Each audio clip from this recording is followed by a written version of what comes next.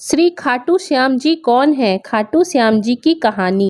खाटू श्याम जी का असली नाम बर्बरीक है। खाटू श्याम बाबा घटोत्कच और नागकन्या मौर्वी के पुत्र हैं। पांचों पांडवों में सर्वाधिक बलशाली भीम और उनकी पत्नी हिडिंबा बर्बरीक के दादा दादी थे।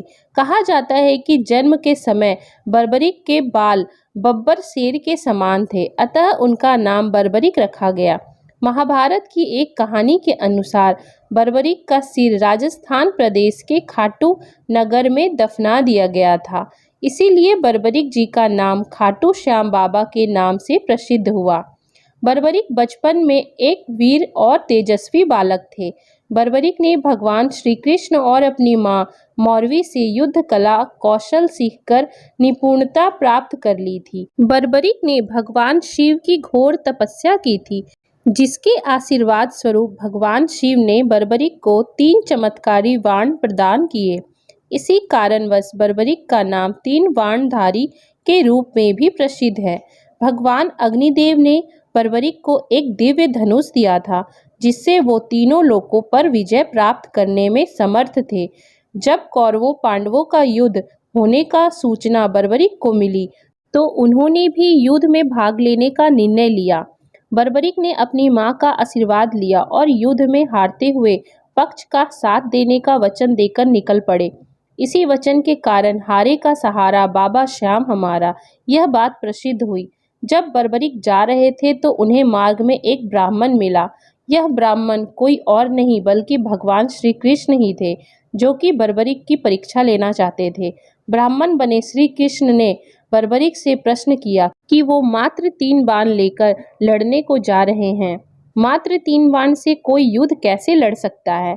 बर्बरीक ने कहा कि उनका एक ही बाण शत्रु सेना को समाप्त करने में सक्षम है और इसके बाद भी वह तीर नष्ट न होकर वापस उनके तरकस में आ जाएगा।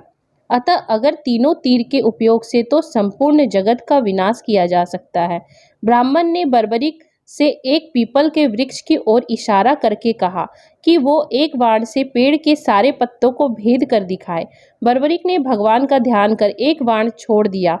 उस बाण ने पीपल के सारे पत्तों को छेद दिया और उसके बाद बाण ब्राह्मण बने कृष्ण के पैर के चारों तरफ घूमने लगा। असल में कृष्ण ने एक पत्ता अपने पैर के नीचे छिपा दिया था। बर्बरीक समझ गए कि तीर उसी पत्ते को भेदने के लिए ब्राह्मण के पैर के चक्कर लगा रहा है। बर्बरीक बोले, हे ब्राह्मण, अपना पैर हटा लो, नहीं तो ये आपके पैर को भेद देगा। श्री कृष्ण बर्बरीक के पराक्रम से प्रसन्न हुए। उन्होंने पूछा कि बर्बरीक किस पक्ष की तरफ से युद्ध करेंगे। बर्बरीक बोले कि उन्होंने लड़ने के लिए कोई पक्ष निर्धारित नहीं किया है, वो तो बस अपने वचन के अनुसार हारे हुए पक्ष की ओर से लड़ेंगे। श्री कृष्ण ये सुनकर विचार मग्न हो गए, क्योंकि बर्बरीक के इस वचन के बारे में कौरव जानते थे। कौरवों ने ये योजना बनाई थी कि युद्ध के पहले दिन वो कम सेना के साथ युद्ध करेंगे। इससे कौरव युद्ध में हारने लगेंगे, जिसके कारण बर्बरीक कौरवों की तरफ से लड़ने आ जाएंगे। अगर बर्बरीक कौरवों की तरफ से लड़ेंगे तो उनके चमत्कारी बाण पांडवों का नाश कर देंगे। कौरवों की योजना विफल करने के लिए ब्राह्मण बने कृष्ण ने बर्बरीक से एक दान देने का वचन मांगा। बर्बरीक ने दान देने का वचन दे दिया। अब ब्राह्मण ने बर्बरीक से कहा कि उसे दान में बर्बरीक का सिर चाहिए। इस अनोखे दान की मांग सुनकर बर्बरीक आश्चर्यचकित हुए और समझ गए कि ये ब्राह्मण कोई सामान्य व्यक्ति नहीं है। बर्बरीक ने प्रार्थना की, वो दिए गए वचन अनुसार अपने शिष्य का दान अवश्य करेंगे, लेकिन पहले ब्राह्मण देव अपने वास्तविक रूप में प्रकट हो। भगवान श्री कृष्ण अपने असली रूप में प्रकट हुए। बर्बरीक बोले कि हे देव, मैं अपना शीश देने के लिए वचनबद्ध हूँ, लेकिन युद्ध मेरी अपनी आंखों से देखने की इच्छा है। श्री कृष्ण ने बर्बरीक की वचनबद्धता से प्रसन्न होकर उसकी इच्छा पूरी करने का आशीर्वाद दिया। बर्बरीक ने अपना शीश काटकर कृष्ण को दे दिया। श्री कृष्ण ने बर्बरीक के सिर को 14 देवियों के द्वारा अमृत से सींचकर युद्ध भूमि के पास एक पहाड़ी पर स्थित कर दिया, जहां से बर्बरीक युद्ध का दृश्य देख सके। इसके पश्चात कृष्ण ने बर्बरीक के धड़ का शास्त्र स्रोत विधि से अंतिम संस्कार कर दिया। महाभारत का महान युद्ध समाप्त हुआ और पांडव विजयी हुए।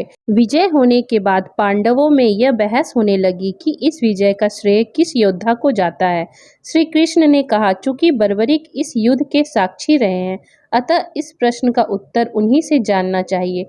तब परमवीर बर्बरीक ने कहा कि इस युद्ध की विजय का श्रेय एकमात्र श्री कृष्ण को जाता है, क्योंकि यह सब कुछ श्री कृष्ण की उत्कृष्ट युद्ध नीति के कारण ही संभव हुआ है। विजय के पीछे सब कुछ श्री कृष्ण की ही माया थी। बर्बरीक के इस सत्य वचन से देवताओं ने बर्बरीक पर पुष्पों की वर्षा की और उनके गुणगान गाने लगे। श्री कृष्ण वीर बर्बरीक की महानता से अति प्रसन्न हुए और उन्होंने कहा, हे वीर बर्बरीक, आप महान हैं। मेरे आशीर्वाद स्वरूप आज से आप मेरे नाम श्याम से प्रसिद्ध होंगे। कलयुग में आप कृष्ण अवतार के रूप में पूजे जाएंगे और अपने भक्तों के मनोरथ पूर्ण करेंगे। भगवान श्री कृष्ण का वचन सिद्ध हुआ और आज हम देखते भी हैं कि भगवान श्री खाटू श्याम बाबा जी अपने भक्तों पर निरंतर अपनी कृपा बनाए रखते हैं। बाबा श्याम अपने वचन अनुसार हारे का सहारा बनते हैं। इसलिए जो सारी दुनिया से हारा सताया गया होता है, वो अगर सच्चे मन से बाबा श्याम के नामों का जप स्मरण करे तो उसका कल्याण अवश्य ही होता है।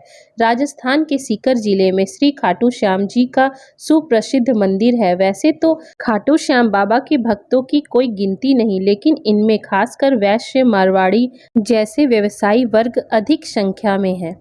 दोस्तों, अगर आपको हमारी ये कहानी अच्छी लगी हो तो कृपया आप हमारे चैनल को लाइक, शेयर एंड सब्सक्राइब जरूर करें, जिससे हम आपके लिए और भी अच्छी अच्छी कहानियाँ लाते रहें। Thank you for watching.